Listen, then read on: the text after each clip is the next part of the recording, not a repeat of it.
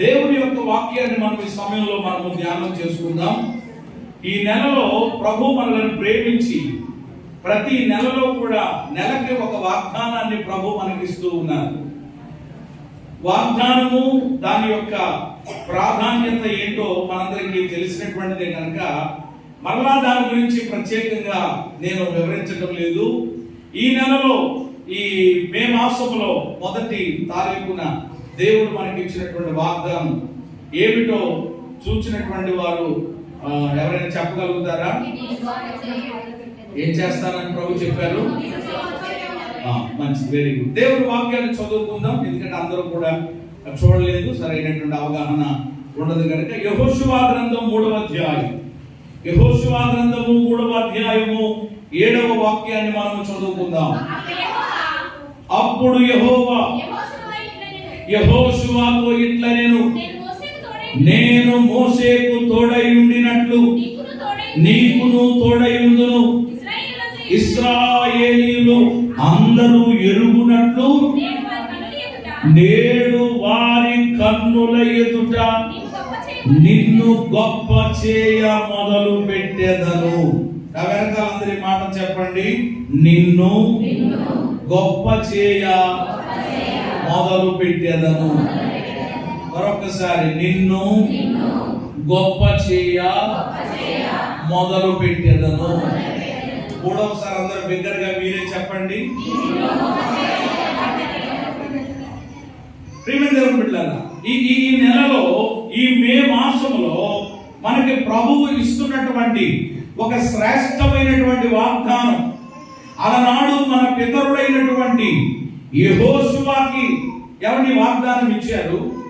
యెహోషువకి వాగ్దానం ఇచ్చారు. అదే వాగ్దానాన్ని ప్రభువు మనకి ఇస్తూ ఉన్నారు. మీరు అనుకోవచ్చు, ఎవరి వాగ్దానం యెహోషువకి సంబంధించింది కదండి, లేక ఈ వాగ్దానం మోషేకి సంబంధించింది కదండి, అది మనకెందుకు సంబంధిస్తుంది అనే మేధావులు కూడా ఈరోజు లేకుండా లేదు.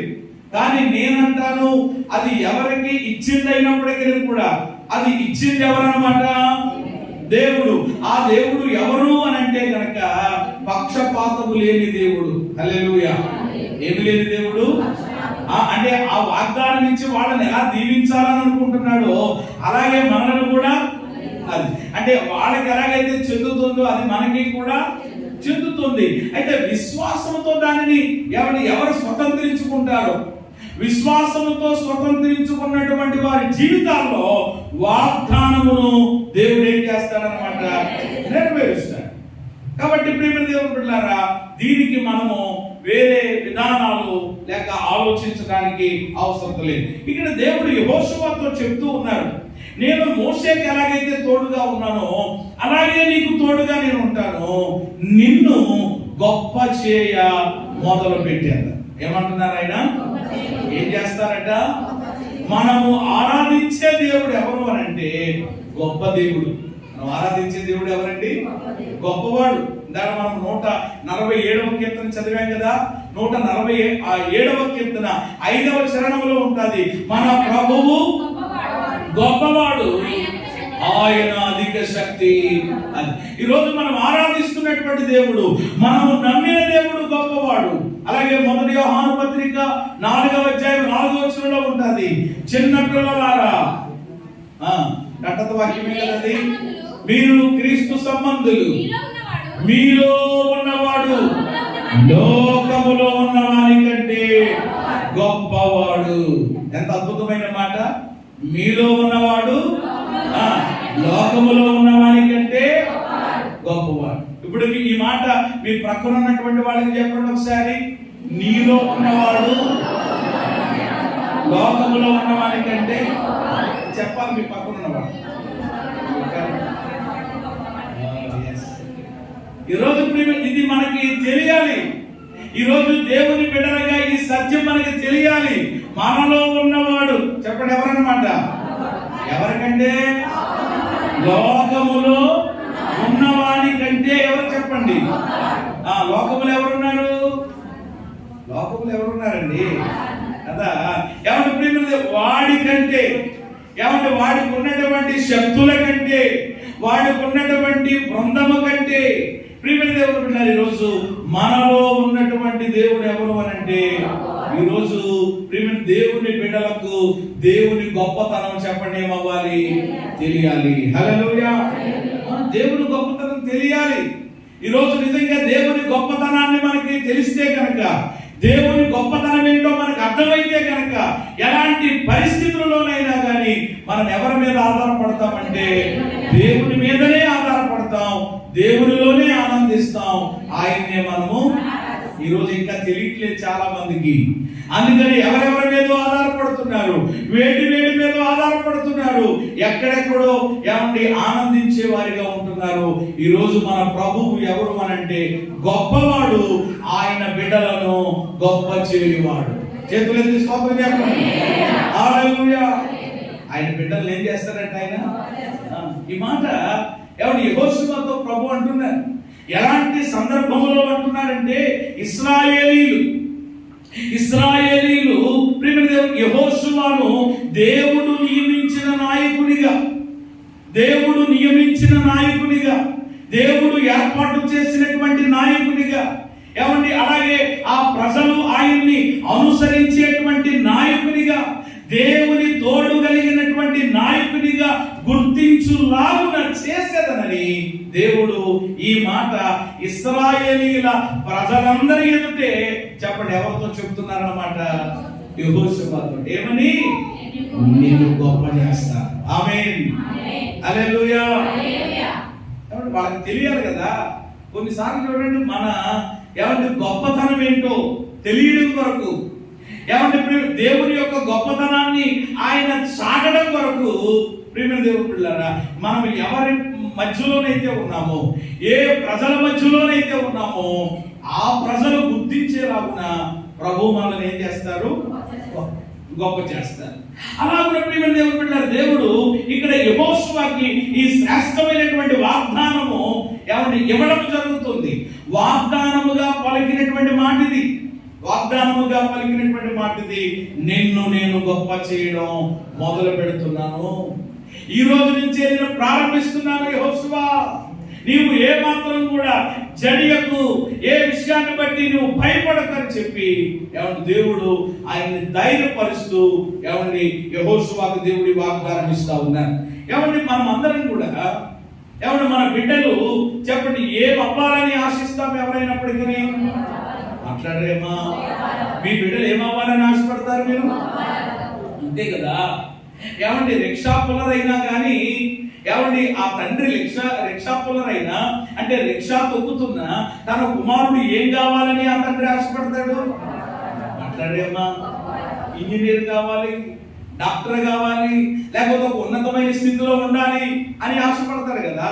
అంతేగాని ఏమంటే రిక్షా పుల్లర్ అయి ఉండి ఆ తండ్రి, రే నేను తిరిగిన రిక్షారా, నేను తొక్కిన రిక్షారా, ఈ రిక్షాతోటే చెప్పండి ఏం చేశాను? మీ కుటుంబాన్ని నేను లాగాను, నెట్టుకెళ్ళాను, కాబట్టి నీకు వారసత్వంగా ఏమిస్తున్నాను? నేను రిక్షా ఎత్తున్నాను అంటాడా? అది తొక్కుకు నువ్వు కూడా మమ్మల్ని లాగరా, అందులో కూర్చోబెట్టుకుని గేట్ దగ్గర దింపరా, వంతుల దగ్గర దింపరా అంటాడా? ఏ తండ్రి అయినా? లేదు. అంటే ఆ తండ్రి కోరిక ఎలా ఉంటది? అతను రిక్షా తొక్కిన నా బిడ్డ మాత్రం చెప్పండి ఎక్కడ ఉన్నా? అవునా కదా. ఎవరి ఆశ అయినా ఇదే.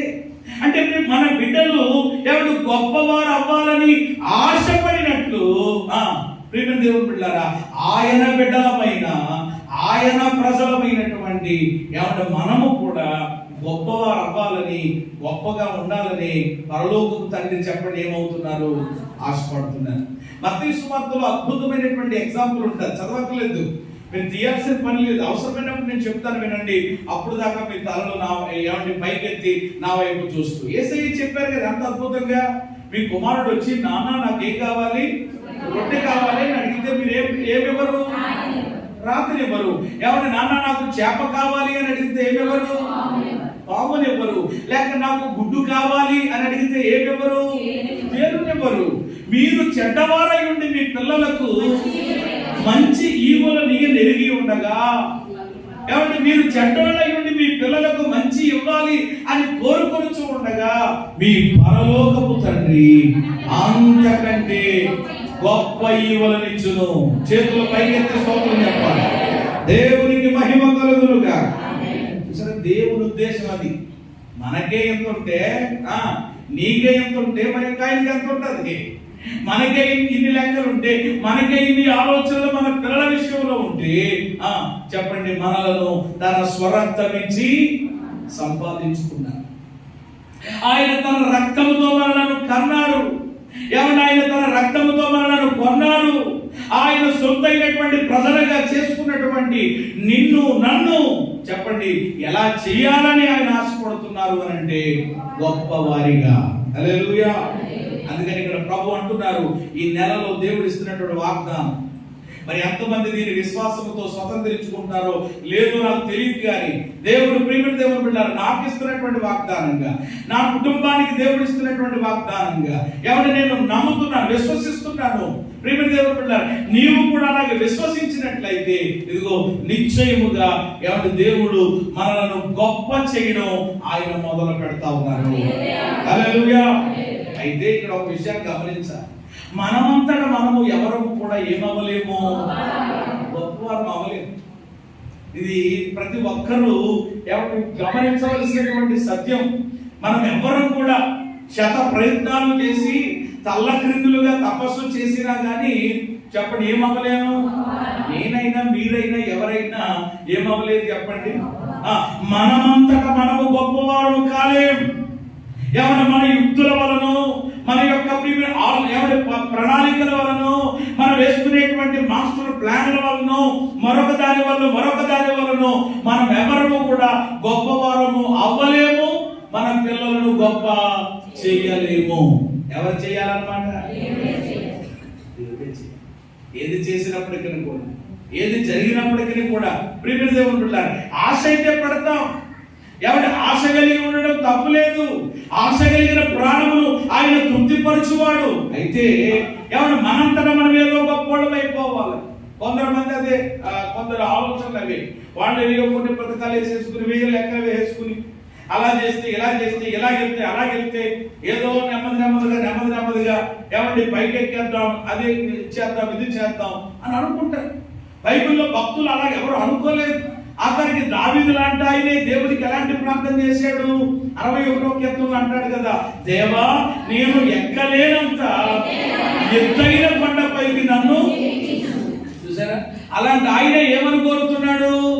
ఎక్కలేని ఎత్తైన కొండ, ఆ కొండ నన్ను ఏం చేయను ఆయన, నేను ఎక్కలేనయ్యా, నా వల్ల కాదయ్యా, నేనైతే బలహీనుడనయ్యా, నాకైతే అంత సామర్థ్యం లేదయ్యా అని చెప్పి ఏమంటే దావీదు లాంటి ఆ వ్యక్తి అలా కోరుకున్నప్పుడు ఈ రోజు మన ప్రయత్నాల వలన, మన పథకాల వలన, మన ఆలోచనల వలన, లేకపోతే మనకెవరో ఉంటే, మన ఫ్యామిలీలో ఎవరో ఉంటే మనం ఏదో గొప్ప అయిపోతాము, వాళ్ళు ఏదో మనం గొప్ప చేసేస్తారు, వాళ్ళు ఏదో వాళ్ళు పైకి లాగేస్తారు అని అనుకోవడం వల్ల అంతా ఏంటి చెప్పండి? ఒక భ్రమ. ఏంటి చెప్పండి? కొంతమంది భ్రమలో ఉంటారన్నమాట. భ్రమల్లో నుండి ఏమవ్వాలి? కొన్నిసార్లు బయటికి రావాలి. ఎందుకంటే ఆయనే మనలను గొప్ప చేయును గాక. అయితే చేస్తారు. మనంతటా మనం అవ్వలేము. మనల్ని ఎవరు చేయలేరు. ఎలాగ మనం అవ్వలేము, ఆయనే గొప్ప చేస్తారు. ఇప్పుడు ఈ వాగ్దానము ప్రియమైన దేవుడికి యెహోషువకి దేవుడు ఇచ్చారు.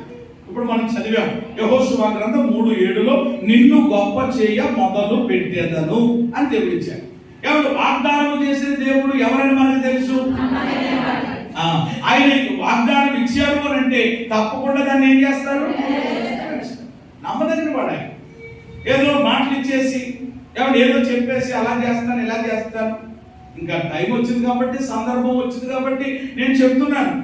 ఎవరి ప్రియమైన దేవుడు బిడ్డలారా ఎన్నికలు ప్రారంభించబడ్డాయి. ఎన్నికల ఆ డేట్ కూడా ఆల్రెడీ నిర్ణయించబడింది కాబట్టి ఇప్పుడు నాయకులైనా అధికారులైనా ఎవరి మేనిఫెస్టోలు వాళ్ళు పెడుతూ ఎవరి విధానాలు తిరుగు మేము ఇలా చేస్తాం, మేము ఇలా చేస్తాం, మేము ఇది ఇస్తాం, లేకపోతే అది ఇస్తాం అని ఎన్నో వాళ్ళు వాగ్దానాలు చేయొచ్చు. తర్వాత ఒకవేళ ఏమో అవి అవుతాయో అవ్వలేము మనం చెప్పలేము. అంటే మనుషుల యొక్క మాటలు చెప్పండి అంతంత వరకు ఉండొచ్చేమో, కానీ దేవుడు ఏది చెప్పినా ఖచ్చితంగా ఏం చేస్తాడు. ఇప్పుడు మీరు ఇక్కడే చూస్తారు ఈ వాక్యాన్ని. యెహోషువ 3:7 వాగ్దానం ఉంది. యెహోషువ గ్రంథం 4:14 నెరవేర్పు చూడండి.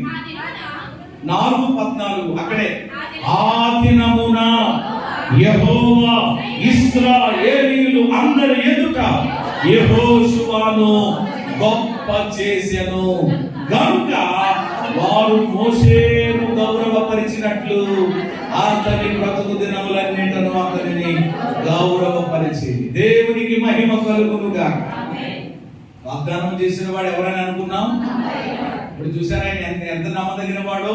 ఇక్కడ 3:7 నిన్ను గొప్ప చేయ మొదలు పెట్టేదన్ను అన్నారు. నిన్ను గొప్ప చేస్తాను.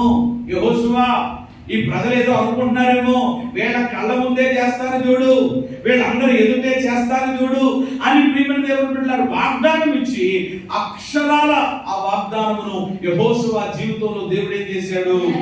సంపూర్ణం చేశాడు. అది చదివాం మనం అక్కడ. ఆ దినమున యెహోవా ఇశ్రాయేలు అందరి ఎదుట యెహోషువను ఏమి చేశాను? గొప్ప చేశాడు. ఎప్పుడైతే దేవుడు గొప్ప చేశాడో, ఎప్పుడైతే దేవుడు ఆయన్ని ఘనపరిచాడో, ఏమండి ఆ రోజు నుంచి అట ఏమండి మోషేను ఎలాగైతే ఇశ్రాయేలీయులు గౌరవించారో ఇప్పుడు యెహోషువను కూడా, అంటే ఇప్పుడు మోషేకు వచ్చిన గౌరవమే మాట్లాడారమ్మా యెహోషువకు వస్తుంది. ఏమండి మోషేకు వచ్చినటువంటి ఘనతే ఇప్పుడు ఎవరికి వచ్చింది? యెహోషువకు వచ్చింది. కారణం ఏమిటి? దేవుడు ఒక వ్యక్తిని గొప్ప చేస్తే ప్రియమైన దేవుడు బిడ్డలారా ఆ వ్యక్తిని ఎవరైనా సరే చెప్పండి ఏం చేయవలసిందే? ఆనర్ చేయవలసిందే. అనగా ఏమండి గౌరవ పరచవలసిందే. దేవునికి స్తోత్రం కలిగింది. దేవుడు ఏమండి ఘనపరిచిన వారిని, దేవుడు గౌరవపరిచిన వారిని ప్రియమైన దేవుని బిడ్డలారా మనుషులు కూడా చెప్పండి ఏం చేయాలి? గౌరవించాలి. ఇప్పుడు అధికారులు ఉన్నారు, మన మంచికి నాయకులు వచ్చారు, వాళ్ళు ఎవరైతే మనకి ఎటువంటి వేదములు లేవు కదా. ఎవరి మనసులో ఎవరి ఆలోచనలో ఉంటే అది వ్యక్తిగతం అప్పగించారు. కానీ బైబిల్ వాక్యాన్ని బట్టి వారిని గౌరవించండి, వారిని ఘనపరచండి, వారి కొరకు ఏం చేయండి అదే చేశారు. దేవునికి స్తోత్రం కలిగింది. కాబట్టి ప్రియమైన దేవుని బిడ్డలారా ఇక్కడ దేవుడు యెహోషువ జీవితంలో ఈ వాగ్దానమును నెరవేర్చినట్లుగా మనం చూస్తున్నాం. కాబట్టి ప్రియమైన దేవుని బిడ్డలారా మన బ్రతుకుల్లో కూడా మన జీవితంలో కూడా ఈ మాసంలో ప్రభు చెప్తున్నారు నిన్ను గొప్ప చేయ మొదలు పెట్టారు. ఆయన మనల్ని గొప్ప చేస్తారు. ఏ విధంగానైనా ఏమండి ఆధ్యాత్మికంగా ఒక గొప్ప స్థితిలో ఉండేలాగా దేవుడు నిన్ను గొప్ప చేస్తారు. అలాగే భౌతికంగా ఏమండి ఆర్థిక పరమైనటువంటి విషయాల్లో ఈ రోజు లేని పరిస్థితుల్లో నీవు ఉన్నావేమో, ఏమండి ఆర్థిక పరంగా కూడా నీవు ఒక గొప్ప స్థితిలో, ఒక మంచి స్థితిలో, ఒక ఉన్నత స్థితిలో ఉండేలాగా దేవుడు అన్ని కోణాల్లో నుండి ఒక్క రీతిగానేటువంటిది కాదు, ఆధ్యాత్మికంగా భౌతికంగా ఆర్థిక పరంగా అన్ని కోణములలో నుండి మన ప్రభువు మనలను గొప్ప చేసేటువంటి దేవుడు. హల్లెలూయా. గొప్ప చేస్తారే. అలా ఎంతో మందిని పరిశుద్ధ గ్రంథంలో మనం చూసాం. ఇప్పుడు ఈ యొక్క యెహోషువ జీవితాన్ని మనం చూస్తున్నాం. అయితే ఇక్కడ నేను ఈ యొక్క ధ్యానంలో కొన్ని విషయాలు జ్ఞాపకం చేయాలనుకుంటున్నాను. అది ఏమిటి అనంటే యెహోషువను గొప్ప చేస్తానని వాగ్దానం చేసిన దేవుడు ఆ వాగ్దానం నెరవేర్చాడు. ఎంతవరకు బాగానే ఉంది. అయితే ఈ వాగ్దానము ఆయన జీవితంలో నెరవేర్చబడడానికి యెహోషువను దేవుడు ప్రియమైన దేవుడు బిడ్డలారా గొప్ప చేయడానికి అసలు గల కారణం ఏమిటి? దేవుడు నిన్ను గొప్ప చేయాలంటే, దేవుడు నన్ను గొప్ప చేయాలి అంటే ఏ విధమైనటువంటి కారణములు లేకుండా ఆయన ఏమి చెప్పండి ఏం చేయడం అన్నమాట. ఏదో ఒకటి ఉండాలి కదా. కొన్నిసార్లు మీరు చూసారా, కొన్ని ఆఫర్స్ ఇస్తూ ఉంటారు. కొన్ని షాపుల వాళ్ళు చెప్పండి ఏమి ఇస్తూ ఉంటారు? ఆఫర్స్ ఇస్తూ ఉంటారు. ఇదిగో ఇది కొంటే మీకు 2 ఇస్తాం, లేకపోతే 1 కొంటే 3 ఇస్తాం ఏదో చెప్తారు. ఇలా కొన్ని ఉంటాయి. మీరు చాలాసార్లు చూస్తూ ఉంటారేమో. అవన్నీ చూసేటప్పటికి మనకి ఎలా ఉంటుంది అనమాట, అయ్యో బాబోయ్ ఇప్పుడే కనుక డబ్బులు ఉంటే, లేకపోయినా కానీ ఎదురింటావులో వెనకాలింటావులో అప్పు చేసైనా కానీ ఇప్పుడు ఆటో కట్టించుకుని వెళ్ళిపోయి ఆ వస్తువులన్నీ ఏం చేయాలి? ఊరు కూడా 2 వచ్చేస్తున్నాయట. ఒకటి తిప్పుకుంటున్నా, ఒకటి లోపల పెట్టుకుని మళ్ళా తర్వాత ఒకటి ఇక్కడ వాడుకున్నట్టు అని ఎన్ని ఆలోచనలు వచ్చేస్తాయి. అంటే ఒక రకంగా అవి చదువుతున్నప్పుడు మనకి ఏమొచ్చేస్తుంది అనమాట, ఒక రకమైనటువంటి ఆనందం అన్నమాట. అబ్బా అని. అయితే అదంతా పేపర్ అలా చదువుతూ ఉన్నప్పుడు ఏమండి ఆ కింద చిన్న చిన్న అక్షరాలతో ఉంటుంది అనమాట, గమనిక అని ఉంటుంది. చదివారు ఎప్పుడైనా గమనిక? ఏమంటే లేక దయచేసి గమనించండి అనేది ఒకటి ఉంటుంది.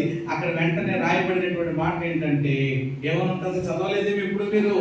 షరతులు వర్తిస్తాయి. ఏం చేయబడతాయి? పైనుండేమో చూస్తే ఎలా ఉందన్నమాట, ఎగ్జైట్మెంట్, ఇంకా మామూలుగా కాదు, ఇంకా అవి ఒకటికుంటే రెండుకుంటే మూడే అన్నట్లుగా ఉంది. కానీ కిందకు వచ్చేటప్పటికి షరతులు వర్తిస్తాయి. త్రిప్పు చూడము అని ఉంటుంది. తిప్పేటప్పటికి ఇంకా అప్పుడు నీకేమైపోద్ది ఇంకా. అయితే ఇక్కడ ఒక విషయం చెప్పండి, మనుషులు ఒకవేళ ఆ విధంగా ఉండొచ్చేమో. మనుషులు ఒకవేళ ఉప్పించి తప్పించి ఏదో చేసిన తర్వాత అవి బాబు ఎందుకులే అనిపించేలాగా ఉంటాయేమో. కానీ ఒక్క విషయం చెప్పునా, దేవుని వాక్యం చెప్తుంది, ఆయన ఆజ్ఞలు భారమైనవి కాదు. దేవునికి స్తోత్రం చెప్పండి. దేవుని ఆజ్ఞలు భారమైనవేమో మన నెత్తి మీద పెట్టి, ఇదిగో మీరు ఇది చేస్తేనే, మీరు ఎలా ఉంటేనే నేను మిమ్మల్ని చేస్తాను, నేను మిమ్మల్ని దీవిస్తాను అనేవాడు కాదు ప్రియమైన దేవుని బిడ్డలారా. కానీ ఒక్క విషయం ఏంటంటే, వాగ్దానం ఎప్పుడు దేనితో ముడిపడి ఉంటుంది అని అంటే కండిషన్స్ ఉంటాయి. వాగ్దానం అంటే అందరికి ఇష్టమే. వాగ్దానం అంటే ఎంత ఇదో ఎవరు ముందు పెట్టేసుకుంటారు, ఎవరు బీరువాలో దాచుకుంటారు, బైబిల్లో దాచుకుంటారు, మంచిదే. కానీ వాగ్దానమును ఎంతగా ప్రేమిస్తున్నామో, వాగ్దానమును ఎంత ఇష్టపడుతున్నామో చెప్పండి. దేన్ని? షరతును కూడా, కండిషన్ కూడా, ఆజ్ఞను కూడా, హెచ్చరికను కూడా ఏం చేయాలి? అంతగానే చెప్పండి ఏం చేయాలి? ప్రేమించాలి, ఇష్టపడాలి. దేవునికి స్తోత్రం కలిగింది. కాబట్టి మనము బయటికి ఎక్కడికి వెళ్ళాల్సిన పని లేదు.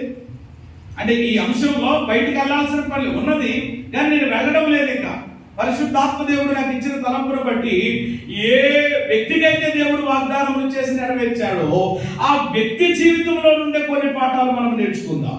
యెహోషువ ఎవడు గొప్పవాడు అవ్వడానికి కారణం ఏమిటి? ఏమండి, యెహోషువ ఎలాంటి వాడు అని అంటే చెప్పాలంటే చాలా దీనుడుగా, ఎన్నిక లేని వాడిగా, ఒక సామాన్యమైన వ్యక్తిగా ఉన్నాడు. అలాంటి వ్యక్తి ఒక ఉన్నతమైనటువంటి స్థితిలోనికి వెళ్ళడానికి, అనేకమైన పట్టణాలని జయించడానికి, అనేక పట్టణాలని స్వాధీనపరచుకోవడానికి, ఇంకా ఒక అద్భుతమైన మాట చెప్పనా, లక్షల మంది బయలుదేరారు. ఎక్కడి నుండి? ఐగుప్తు నుండి. ఎక్కడికి? కనానుకి. కానీ ప్రియమైన దేవుని బిడ్డలారా, పెట్టలు రాలినట్లు మధ్యలోనే, ఆకులు రాలినట్లు మధ్యలోనే. కానీ ప్రియమైన దేవుని బిడ్డలారా, కాలేబు తర్వాత ఎవరిపై చెప్పుకోవాలి? వీళ్ళిద్దరూ తప్ప ఇంకెవరు కనానులో, అంటే కనానులో ప్రవేశించే గొప్ప కృప దేవుడు యెహోషువకి ఇచ్చాడు. చేతులు తీసుకోవాలి. ఇంతకంటే ఇంకా భాగ్యం ఏంటి చెప్పండి? కనానులోనే కాలెట్టాడు ప్రియమైన దేవుని బిడ్డలారా. కాబట్టి అంతగా మించినటువంటి గొప్పతనం, గొప్ప భాగ్యం వీరి బ్రతుకులకి ఏది లేదని నేను అనుకుంటాను. కాబట్టి దేవుడు చెప్పినట్లుగా చేశాడు. అయితే యెహోషువ గొప్పవాడు అవడానికి కారణం ఏంటి? రాత్రిలో రాత్రి ఏమి గొప్పవాడు అయిపోలేదు ఆయన. ఈరోజు చాలా మందికి ఉన్నటువంటి విధానం ఏంటంటే, ఇప్పుడున్నటువంటి ట్రెండింగ్ను బట్టి, ఇప్పుడున్నటువంటి ఈ పరిస్థితులను బట్టి ప్రతి ఒక్కరు ఏంటి అని అంటే ఎంత స్పీడ్గా, ఎంతో తొందరగా ఏమైపోవాలి? గొప్పవాడు అయిపోవాలి తొందరగా. ఇప్పుడు హైబ్రిడ్ ఎలాగైతే ఆ విత్తనాలు లేక ఆ చెట్ల నుండి కాయలు వస్తున్నాయో, అలా మీరు ప్రతి ఒక్కరు అనమాట ఫాస్ట్ గా గొప్పవాళ్ళు, ధనవంతులు ఎలాగైపోవాలి. ఈ మంచి పొడికి వచ్చేసినాయి అనమాట. మీరు మరి తొందరగా ధనవంతులు కావాలనుకుంటున్నారా? చూసారా మీరు ఎప్పుడైనా ఎన్నికలు ఇలాంటివి? మీరు తొందరగా ఏం కావాలనుకుంటున్నారా? ఆడు పెట్టినటువంటి టైటిల్ బాగుంది, కానీ అసలు దానికి తర్వాత వచ్చేటువంటి విధానం ఏంటంటే తొందరగా ధనవంతులు అవడం కాదు, తర్వాత ఏమవుతాడు అనమాటాడు? బస్ స్టాండ్ లో బఠానీలే, ఇంకా సమోసాలు, లేకపోతే ఏమిటి, ఇంకా అలాంటి పరిస్థితికి వెళ్ళిపోయే విధానం. అంటే ఈరోజు అలాగున కూడా చెప్పండి, అనేకుల్ని ఈరోజు ఏం చేస్తున్నారన్నమాట? మోసము. అందుకనే ఒక సామెత ఉంది, మోసపోయేటువంటి విధానము ఉంటే మోసం చేసేవాళ్ళు ఎప్పుడూ కూడా మన పక్క పక్కనే తిరుగుతాం. ఈరోజు సమాజం అలాగ ఎంత ఫాస్ట్గా, ఎంత ఇదిగా, పిల్లలు చదువుల విషయంలో కూడా వెంటనే ఏదో అలాగనమాట, చాలా త్వరగా అన్ని వచ్చేసినాయి అనమాట. కానీ ఒకసారి ప్రేమ దేవుని బిడ్డలారా ఆలోచన చేయండి. అందుకని ముందు చెప్పారు, మన శక్తులు, మన యుక్తులు, మన యొక్క తెలివితేటలు, మన విధానం ఏమీ కాదు. ఆయన గొప్ప చేయాలి. యెహోషువ గొప్పవాడవడానికి ఆయన జీవితంలో చాలా శ్రేష్టమైనటువంటి లక్షణాలు ఉన్నాయి. ఈ రోజంతా ధ్యానం చేసినా కానీ, ఈ రోజంతా చెప్పినా కూడా ఎవరి తరగని విషయాలు ఉన్నాయి. కానీ అవన్నీ చెప్తే ఎవరి సమయం అలాగే వాతావరణాన్ని దృష్టిలో పెట్టుకుని తొందరగా ముగించాలనేటువంటి ఆలోచన కలిగి ఉన్నాను కనుక ఎవరు నేను ఎక్కువ వివరించకుండా చాలా పరిధిగా ఎవరి 3 లేక 4 విషయాలు నేను వాక్యంలో జ్ఞాపకం చేస్తాను. యెహోషువ గొప్పవాడు అవడానికి గల కారణాల్లో ప్రధాన కారణం, మొదటి కారణం ఏమిటో మనం చూద్దాం. ఈ యెహోషువ గ్రంథము 3వ అధ్యాయం. మీరు ఎక్కడ తిరగక్కర్లేదు, మొదటి వాక్యం చదవండి. 3:1 యెహోషువ వేకువనే లేచినప్పుడు, అక్కడ ఆగుదాం ఒకసారి. ఎప్పుడు లేచినప్పుడు? మరలా అదే యెహోషువ గ్రంథం 8వ అధ్యాయం 10వ వచనం. 8:10 ఉదయమున యెహోషువ వేకువన లేచినప్పుడు. చాలండి, ఇక్కడ మీరు అండర్లైన్ చేసుకోండి మాట. తర్వాత ఇంటికి వెళ్ళిన తర్వాత నిదానంగా మీకు డౌట్ ఏమైనా ఉంటే ఆ వాక్యం అంతా క్లియర్ గా చదువుకోండి. అంటే చాలా త్వరగా వెళ్ళడం కొరకు నేను ఏమన్నా ఆ కొద్ది మాటలు నేను చదివిస్తా ఉన్నాను. ఇక్కడ మీరు గమనించండి, ఏమన్నా యెహోషువ గ్రంథం 3వ అధ్యాయం 1వ వచనంలోను, అలాగే యెహోషువ గ్రంథం 8-10 వచనంలోను ఒకే మాట మనకు కనబడతా ఉంది. ఆ మాటలో సారం ఏమిటి అని అంటే, ఆ మాటలో మనకు కనబడుతున్నటువంటి విషయం ఏమిటి అని అంటే, యెహోషువ ఎప్పుడు లేచాడట? 10 గంటలకు లేచాను. 10 గంటలకి 11 గంటలకు లేచాను. మెట్ట మధ్యాహ్నం 12 గంటలకు లేచాను. అప్పుడు ఏమైనా నోటులో బ్రష్ పెట్టాను, ఊరంతా తిరిగాను, బళ్ళు తోమాను, 1 గంటలకి టిఫిన్ తినాను, 2 గంటలకి ఏమైనా ఇలాంటి విషయాలు ఏమైనా ఉన్నాయా? ప్రేమగా ఆలోచించేయండి. యెహోషువ చెప్పండి ఎప్పుడు లేచాడంట? వేకువనే లేచాడంట. అంటే యెహోషువ గొప్పవాడవడానికి గల ప్రధానమైనటువంటి మొదటి కారణం ఏమిటి అని అంటే, వేకువనే లేచే అలవాటు కలిగిన వాడు. చేతులెత్తి స్తోత్రం చెప్పండి. ఎప్పుడు లేచే అలవాటు కలిగిన వాడు. ఇక్కడ మిమ్మల్ని ప్రశ్న అడుగుతాను, యథార్థంగా నిజంగా చెప్పండి. ఎంతమందికి, ఇక్కడ ఉన్నటువంటి ఎంతమందికి వేకువనే అంటే ఎప్పుడు? తెల్లవారుజామున 3 నుండి ఏమంటే ప్రియమైన దేవుని బిడ్డలారా 6 గంటల లోపు అన్నమాట. 6 గంటల లోపు అన్నమాట. 3 నుండి 3 కానీ 4 కానీ 5 కానీ ఇలాగున్నా ఏమంటే ఈ లోపల 3 నుండి 6 గంటల వ్యవధిలో లేచేటువంటి మంచి అలవాటు పాస్టర్ గారు నేను కలిగి ఉన్నాను అన్నవాళ్ళు మీ కుడి చేతులు ఒకసారి యథార్థంగా ఎత్తండి. చాలా చేతులు అంటే మీరు ఎత్తబడ్డాయి, కొన్ని చేతులేమో పిడవబడ్డాయి. అంటే చాలా మంది ఎత్తలేనటువంటి. అంటే మీరు ఎప్పుడు లేస్తారు మరి? కొంతమంది ఏమో 7 అవ్వాలండి, కొంతమంది ఏమో అదేదో పెద్ద డిగ్రీ కింద అనమాట, అదేదో పెద్ద గొప్పతనం కింద మా వాడండి 10 అయితేనే కానీ అయ్యి బాబో ఎంత అదేదో పెద్ద పిహెచ్డి డిగ్రీ ఇచ్చినట్లుగా. 10ంటికి లేస్తే మనం నువ్వు ఎప్పుడు లేస్తాం అన్నమాట. కొంతమంది మళ్ళా పెద్ద డిగ్రీ గొప్ప కింద 11 గంటల దాకా లెగనండి. మా అమ్మాయి 11 దాకా ఏం చేయదండి, ఇప్పుడు లెగట్లేదు, నీకు గారం బాగా ఎక్కువైపోయింది కాబట్టి రేపు పెళ్లి చేసి ఎక్కడికి పంపిస్తావు? అక్కడ కూడా అదే 11 మెయింటెన్స్ అయితే అక్కడే 10 గంటలకి ఇది అయితే ఎలా ఉంటుంది? అప్పుడు దాకా ఉండదన్నమాట. అత్తగారు ఏం చేస్తుంది? కిడ్నీలు ఎక్కువ చేస్తుంది నెత్తి మీద. కాబట్టి ప్రియమైన దేవుని పిల్లలారా ఆలోచన చేయండి. కాబట్టి దేవుని పిల్లలకు ఉండాల్సినటువంటి మంచి గొప్ప వాళ్ళు ఎవరు కావాలనుకుంటారో వాళ్ళు ఏం చేయాలన్నమాట. అదే గొప్ప వాళ్ళు ఏం అక్కర్లేదండి, గొప్పతనము అలాంటిది ఏం అక్కర్లేదు, ఇప్పుడు ఉన్నదేదో చాలండి, అలాగేదో బండి వెళ్ళిపోతే సరిపోతుంది అని అనుకుంటే ఇంకా నేను ఏం చేయలేను. కానీ ప్రియమైన దేవుని పిల్లలు వేకువ జామున లేచే అనుభవం చెప్పండి ఖచ్చితంగా దేవుని బిడ్డలు కలిగి ఉండాలి. ఎవరు బైబిల్లో మీరు ఎక్కడైనా చూడండి, గొప్ప స్థితిలోనికి, ఉన్నత స్థితిలోనికి, అది ఆధ్యాత్మికంగానైనా భౌతికంగానైనా వినాలి జాగ్రత్తగా, ఎలాగైనప్పటికీ కూడా ఒక ఉన్నత స్థాయిలోనికి వెళ్ళినటువంటి వ్యక్తులు లేక భక్తులు బైబిల్లో ఉన్నారు అని అంటే వాళ్ళు ఎప్పుడు లేచారన్నమాట? వేకువనే. టక్కగా చెప్పండి. వాళ్ళలో కొన్ని పేర్లు చెప్పాలంటే దావీదు 63వ కీర్తన 1వ వచనం, దేవా నా దేవుడవు నీవే, వేకువనే నేను నిన్ను. దావీదు ఎప్పుడు వెతికేవాడు? కాబట్టి చెప్పండి ఏమయ్యాడు? గొర్రెలు కాసుకుని ఆయన ఏమయ్యాడు చెప్పండి. ఈ రోజు ప్రియమైన దేవుడు బిడ్డలారా, సామాన్యులాగానే నిరుపేదలు కానీ ఎందుకు ఉండిపోతున్నారు అని అంటే చెప్పండి, మనకి ఏంటన్నమాట, ఒళ్ళు బద్ధకం ఎక్కువ. అలాగే ఈరోజు సోమరతనం. ప్రియమైన దేవుడు బిడ్డలారా, సోమరు అనుకుంటాడంట చెప్పండి, ఇంకా ముసుగేసుకుని ఏమనుకుంటాడంట, ఇంకో కొంతసేపు పురుగు పెట్టేదని, ఇంకొంతసేపు అనుకుంటాడు. అలారాలు ఎట్టుకుని కూడా కొంతమంది ఏం చేస్తూ ఉంటారు, వీళ్ళు ఎట్టుకున్నటువంటి అలారం ఎంతకి 3 గంటలకు అనుకుంటారు. అది 3ంటికి న్యాయంగానే మోగుతుంది, కానీ వీళ్ళు ఏం చేస్తారనమాట, ఇలా గెట్టేస్తారనమాట. మళ్ళీ అది ఎక్కడికి వెళ్తుంది, 3:15 వచ్చి పడుతుంది. మళ్ళా దాన్ని ఏం చేస్తారనమాట, అలా కొడతానే ఉంటుంది. వీళ్ళు మాత్రం ప్రియమైన దేవుని బిడ్డలారా, ఈరోజు చాలా మంది అలా ఉన్నారు. కాబట్టి ఈరోజు దేవుని పిల్లలుగా మంచి అలవాటు, మనం బాగుపడాలంటేనే మనం ఏం అక్కర్లేదండి, పాస్టర్ గారు మేము 10ంటికి లేచి పడదవుతాం అని అంటే అలాగే ఉండు పరిస్థితులు కూడా. నేను అనలేదు, సొలొమోనే అన్నాడు, దరిద్రం ఏం చేస్తుందట, ఏమైనా ఇంటికి వచ్చి ఆయన అక్కడే కాపురం చేస్తుందని, సుఖనివాసం చేస్తారు. కాబట్టి బైబిల్ ఎవరైనా కానీ, దావీదే కానీ, తర్వాత యోబే కానీ, యోబు కూడా ఎప్పుడు లేచేవాడు ఉంది, 1:5లో అరుణోదయం లేచేవాడు, ప్రార్థన చేసేవాడు పిల్లల కొరకు. అందుకనే దేవుడు ఎవరిని ఆ చుట్టుపక్కల ఉన్నటువంటి వారందరికంటే యోబు చెప్పండి ఏమయ్యాడు, గొప్పోడయ్యాడు.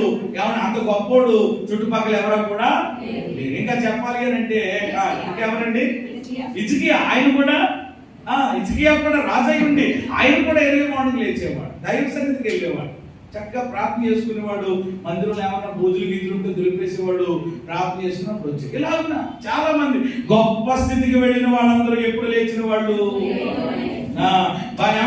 అందుకని బైబిల్ చెప్తుంది, శ్రద్ధ గలవాడు ఐశ్వర్యవంతుడు అవుతాడు, ఏమంటే బద్ధకముగా పనిచేసేవాడు దరిద్రుడు అవుతాడు. బైబిల్ చెప్తుంది ఈ విషయాలను. ఇప్పుడు నేను మీకు చెప్పకూడదు. సామెతల గ్రంథం 6వ అధ్యాయము 9 నుండి 11 వచనాలు నోట్ చేసుకుని అక్కడ సోమరు గురించి, సోమరు ఎలా ఉంటాడో, సోమరు పరిస్థితులు ఏ విధంగా ఉంటాయో రాయబడ్డది. మీరు చదువుకోండి. ఇంకా అద్భుతమైనటువంటి మాదిరి చెప్పాలి అని అంటే కనుక ఇంకా ఆయనకు మించిన వాళ్ళు ఎవరు ఉండరు. ఆయనే మన ప్రభు అయిన యేసయ్య. ఎవరు మార్కు సువార్త 1వ అధ్యాయము 35వ వచనాన్ని చూస్తే, ఇంకా చీకటిగా ఉన్నప్పుడే యేసయ్య ఎక్కడికి వెళ్ళారట, అరణ్యములోకి వెళ్ళి అక్కడ దేవునికి ప్రార్థన చేస్తున్నారు, దేవునికి స్తోత్రం చెల్లించారు. అంటే ఉదయమునే వేకువనే ఎర్లీ మార్నింగ్ లేచి అలవాటు ఎవరికి ఉంది? అట్లాడేమా, మరి నువ్వెవరు బిడ్డవి, నువ్వెవరు కూతురువి, నువ్వెవరు కొడుకువి అయితే కనుక నువ్వు కూడా ఏం చేయాలి, ఒకవేళ నువ్వు అలా చేయట్లేదంటే నువ్వెవరు బిడ్డవో నువ్వే తెలుసుకో. ఉదయకాలమున ఎర్లీ మార్నింగ్ నేను అసలు ఏమనుకున్నానంటే, దేవుడు ఇచ్చినటువంటి దైవ ప్రేరణ బట్టి మనకి అనుదిన ప్రార్థనలు ఎప్పుడు జరుగుతూ ఉంటాయి, ప్రతి సంవత్సరం అరుణోదయ ప్రార్థనలు జరుగుతాయి కదా. ఎక్కడికో పోకండి, మీరు ఇక్కడే ఉండండి దయచేసి. ఈ కరెంట్ లేకపోవడం వల్ల కొంతమందికి మొత్తం ఏదో కింద కనపడతారు, అలా ఉండకండి, ఏం పర్వాలేదు వచ్చేస్తుంది. మీరు అలా ఉంటే ఇంకా అది దూరం అయిపోతూ ఉంటుంది అనమాట. ఏమండి, మనకి ప్రతి సంవత్సరం ఉదయకాల ప్రార్థనలు ఎప్పుడు జరుగుతాయి? డిసెంబర్లో జరుగుతూ ఉంటాయి. కానీ డిసెంబర్లో మామూలుగానే ఏమంటే కొంతమంది చాలని ఇంకోటి అని చెప్పి రాలేని పరిస్థితి. కానీ నేనేమనుకున్నానంటే మే నెలలో ప్రారంభించాలనుకున్నాను. అసలు ఈ మే నెలలో మే 1 నుంచి ఏమంటే ఏర్పాటు చేసి ఎర్లీ మార్నింగ్ అనమాట 5 గంటల నుంచి 6 గంటల వరకు ప్రతిరోజు 1 గంట దేవుడితో మన దిన ప్రారంభం అని మళ్ళీ ఏర్పాటు చేద్దామని అనుకుంటే, ఆ తర్వాత ఒక వార్త అనేది నాకు ఏంటంటే, అందరూ కూడా గంపట్టుకుని పొట్టట్టుకుని తట్టట్టుకుని ఎవరి పాలట్టుకుని కొనపట్టుకుని ఏం చేస్తున్నారట. ఏమంటే ఇంకా అప్పుడు మళ్ళీ ఏం చేశానమాట, ఇప్పుడు అందరూ అక్కడికి వెళ్తే నేనేం చేయాలి, ఉదయకాలం మేము ఎలాగైనా లేచి ప్రార్థన చేసుకుంటాం కాబట్టి అక్కడికి వచ్చి పెట్టాలన్నమాట ప్రార్థన. ఎవరి అందుకని చెప్పి పోస్ట్ పోన్ చేసి ప్రభు చేతం అయితే. కాబట్టి ఇలా ఉన్నా ఇది చాలా అవసరం, సీరియస్ గా తీసుకోండి దయచేసి. బైబిల్లో ఎవరైనా ఒక మంచి స్థితికి, ఉన్నత స్థితికి వెళ్ళినటువంటి వారు ఎవరైనా ఉన్నారు అని అంటే వారు ఏ అనుభవం కలిగి ఉన్నారు? ఉదయమున లేచి వేకువనే లేచి ఏం చేశారు? వాళ్ళని పిల్లలు లేకపోతున్నా ఒక తల్లిగా బాధ్యత తీసుకుని నువ్వైనా, తండ్రిగా నువ్వైనా ఎవడు ఉదయకాలములే లేచి దేవుని సన్నిధిలో చేతులు పైకెత్తి మనం ఏం చేయాలి? యెహోషువ గొప్పవాడు అవడానికి మొదటి కారణం ఏంటి చెప్పండి? వేకువనే లేచేటువంటి అలవాటు కలిగి ఉన్నాడు. రెండవదిగా కూడా నేను జ్ఞాపకం చేస్తాను. నిర్గమాకాండము 17వ అధ్యాయము 9-10 వచనాలు త్వరగా చదువుకుంటే ఇలా రాయబడి ఉంది. నిర్గమకాండము 17వ అధ్యాయము, మోషే యెహోషువతో మన కొరకు మనుషులను ఏర్పరిచి వారిని తీసుకొని బయలువెళ్ళి అమాలేకీయులతో యుద్ధము చేయుము. రేపు నేను దేవుని కర్రను చేత పట్టుకుని ఆ కొండ శిఖరం మీదకి నిలిచెదనెను. 10వ వచనం, యెహోషువ మోషే తనతో చెప్పినట్లు చేసి అమాలేకీయులతో యుద్ధమాడెను. దేవునికి మహిమ కలుగునుగా. చాలా విషయాలు ఉన్నాయి చెప్పడానికి, కానీ మెయిన్ ముఖ్యమైనటువంటివి మనకు అవసరమైనవి. ఈరోజు మన గొప్ప స్థితికి, ఉన్నత స్థితికి మన పిల్లలైనా మనమైనా రావడానికి దీనిలో నేర్చుకుంటున్నాం. భక్తులు ఉరికినే లేరండి. భూమి మీద ఉన్న భక్తులే ఏమంటే చెప్పండి, ఏమన్నట? శ్రేష్ఠులు, వారు నాకు కేవలము ఇష్టులని దేవుడు చెప్పాడు. కాబట్టి ఇక్కడ యెహోషువ చెప్తున్న రెండవ అనుభవం ఏంటంటే, దైవజనుడైన మోషే, నాయకుడైన మోషే ఎవరు గురువు గారు ఏమండి శిష్యులతో చెప్తున్నారు. ఏమని అంటున్నాడు? మరి యెహోషువతో చెప్తున్నటువంటి మాట, మన కొరకు మనుషులను ఏర్పాటు చేసి వారిని తీసుకుని బయలు వెళ్ళి అమాలేకీయులతో ఏం చెయ్యి? యుద్ధము చేయుము. 9వ వచనంలో ఏమండి దైవజనుడు చెప్తూ ఉన్నటువంటి మాట, నాయకుడు చెప్తున్నటువంటి మాట, యెహోషువ, జాషువా, ఇదిగో రేపు నువ్వు మరి కొంతమందిని తీసుకుని ఎక్కడికి వెళ్ళాలి? అమాలేకీయుల మీదకి వెళ్ళాలి. దేని కొరకు వెళ్ళాలి? యుద్ధమునకు వెళ్ళాలి, వారితో యుద్ధమాడాలి అని చెప్పినప్పుడు ఎవరు 9వ వచనంలో మోషే యెహోషువతో చెప్పినటువంటి విధానం కనబడుతుంది. 10వ వచనంలో మనం ఏం చూస్తున్నాం? యెహోషువ మోషే తనతో చెప్పినట్లు చేసి అని. ఏం చేశాడట? ఎవరు చెప్పినట్లు అంటే ఎవరు? మోషే ఎవరు? మోషే అంటే ఎవరండి? దైవజనుడు, ప్రవక్త, నాయకుడు, చాలా ఉన్నాయండి. అంటే ఆయన చెప్పినట్లు ఇప్పుడు ఎవరు చేశారు అంటే దీన్ని బట్టి ఇప్పుడు అర్థం చేసుకోండి. యెహోషువ గొప్పవాడవడానికి ఆయనలో ఉన్న రెండవ కారణం ఏంటి? విధేయత. అందరూ చెప్పండి ఈ మాట. విధేయత. విధేయత గలవా. ఎవరికి విధేయత చూపుతున్నాడు అంటే నాయకుడికి ఏం చూపిస్తున్నాడు? ఏమండి నాయకుడు మాట చెప్పాడు, లీడర్ వాడు పైన ఉన్నాడు ఆయన. కాబట్టి చెప్పిన వెంటనే ఏమండి కుదరదండి, అతని కహానీ కబుర్లు చెప్పడం కాదు. ఈరోజు కొంతమంది ఈరోజు విధేయత ఉండడం లేదండి. పైకి వచ్చి ఏంటంటే విధేయత కలిగి ఉన్నట్టుగా దేవుడు ఏం చెప్పినా చేస్తామండి, పాస్టర్ గారు ఏం చెప్పినా కూడా చేస్తామండి, అలాగే మీరు ఏమి ఇయ్యండి చాలు, మాకు గీత గీయండి. గీత ఏం చేయమండి? దాటం కాదు, దూకేస్తారు. ప్రేమ దాటం కాదు, దూకేయటమే. ఈరోజు చాలా మంది ఈరోజు కేవలం మాటలు వల్లించడం తప్ప, ఎవరి ప్రేమ దేవుడు బిడ్డలారా ఏమిటి ఏదో నటించడం తప్ప చెప్పండి విధేయతను ఏం చేయలేకపోతున్నారు? కనపరచలేకపోతున్నారు. విధేయత అనేది చెప్పండి ఎలా చూపించాలన్నమాట? క్రియల్లో. చూడండి, ఇక్కడ యుద్ధానికి వెళ్ళమని చెప్పినప్పుడు యుద్ధం అంటే మామూలుగా ఉండదు కదా, ఇంకోటి కాదు కదా. ఏమండి ఇది చెప్పినటువంటి విషయం చిన్న విషయం కాదు కదా. నిజంగా నన్ను అడిగితే ఈ మాట చెప్పినప్పుడు ఆయన వేరే వేరే కారణాలు చెప్పడానికి అవకాశం ఉంది. అయ్యా అదేంటయ్యా, మీరు రాకుండా మేము ఎక్కడ వెళ్తామయ్యా, మా వల్ల ఏమవుతుందయ్యా, అదయ్యా ఇదయ్యా అని చెప్పి ఇంకేమి ఎక్స్ట్రా మాటలు రాలేదు. అందుకనే ప్రియమైన దేవుని బిడ్డలారా ఇక్కడ యెహోషువ కూడా నాయకుడికి ఎలాంటి విధేయత చూపించాడు అని అంటే ప్రశ్నించని విధేయత. ఏ విధేయత? ఏమైనా ప్రశ్నించినట్లు చూసామా మనం? ఈరోజు మాట చెప్పడమే కాదు, దానికి ఎన్నో చెప్పుకుంటారు మళ్ళీ. అలా కాదమ్మా, మనం దేవుని బిడ్డలం కదా, వాక్యానుసారంగా ఇలా చెయ్యాలి అంతే అన్నాం అనుకోండి, అలాగేనని అన్నారు. మళ్ళా దానికి ఏంటన్నమాట కొన్ని ఉంటాయన్నమాట. నిజమేనండి పాస్టర్ గారు మీరు అన్నది రైట్ అండి, కానీ కూని అనేటువంటి చెప్పని ఏమవకూడదు. ఎక్కడైనా సరే కానీ అని వచ్చిందనుకో ఏమొచ్చినట్ట? భూని తర్వాత వచ్చేది హాని. ఇవి రాకుండా ఉండాలి అని అంటే మనకి ఏమి రాకూడదు అనమాట. కానీ అనే కహానీలు మాట్లాడండి, రాకూడదు. వెంటనే చేయాలి. ఓకే ఓకే అన్నాను, సరే అలాగేనండి, అలాగే చేద్దాం అని చెప్పి వెంటనే దానికి లోబడిపోవాలి తప్ప, విధేయత చూపించాలి తప్ప, ఇక్కడ నువ్వు చెప్పింది ఒకటి, అక్కడ నువ్వు చేసేది ఒకటి, ఇక్కడ ఎవరు ఊకెట్టింది ఒకటి, అక్కడ నువ్వు ఏర్పాటు చేసింది ఒకటి అయితే ఎవరు బుర్ర పాడైపోతా? ఆలోచన చేయాలి. జాగ్రత్త దయచేసి కూర్చో. ఏమంటే ఇక్కడ ఏమంటే మనము ఈ యొక్క యెహోషువ జీవితంలో రెండవదిగా మనం చూస్తున్నటువంటిది ఏమిటి అని అంటే విజయం. ఒక రకంగా చెప్పాలి అని అంటే యుద్ధములకు వెళ్ళి వాళ్ళతో యుద్ధం ఆడమని అంటే ఏమంటే యెహోషువలో రెండవ ఇక్కడ మనం ఆలోచన చేస్తే అతను ఏం కనిపించట్లేదు అని అంటే పిరిగితనం కూడా కనపడటం లేదు. ఇప్పుడు ఏం కనిపించట్లేదు అంటే ఒక రకంగా చెప్పాలనంటే యెహోషువ ఎవరన్నమాట? ధైర్యశాలి. హల్లెలూయా. ఏం కలిగిన వాడు? ధైర్యం కలిగిన.